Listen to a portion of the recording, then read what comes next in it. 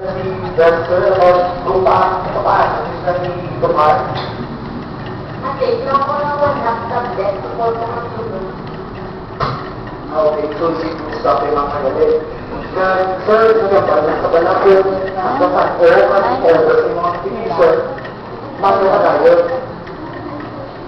Wala mo sa bali, mabalik na ako kung So, very clear na kagalit.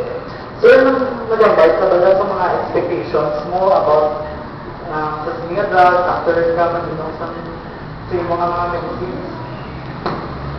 wala mo siya mag-inom. So, taga-asa na pa yung information sir, no? Ang since ng iyong mga drug is papatulogin man, rest assured that your expectations are met.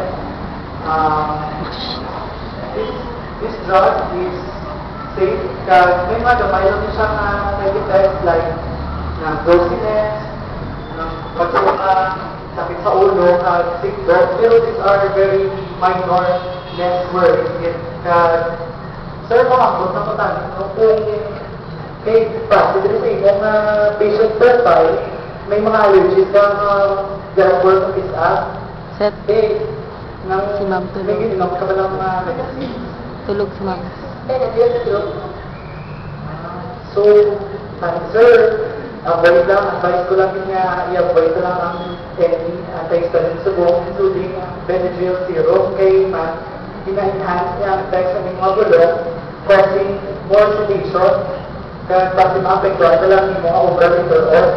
So, kung kaso, yung mga magka-allergy ka, better consult your physician first before taking this medicine. Dok, ako tayo kung Sabi, Doc? sa inyong order mo.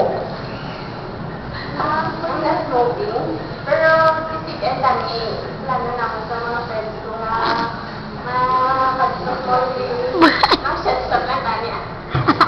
Sir, may ano sa condition mo sa kong sir, na hindi pwede nga mag-inom sa kong sa alcohol drink.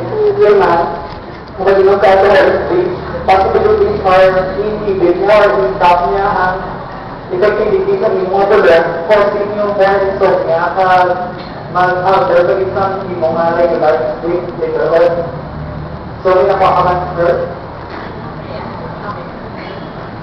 So, para ako sir, ay kung may nalipatan sa atong discussion, magpapakabago kung Nag-get. papaano ingon ang imong mga bulok.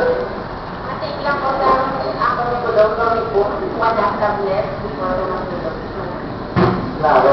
So, thank you, Halo, in terms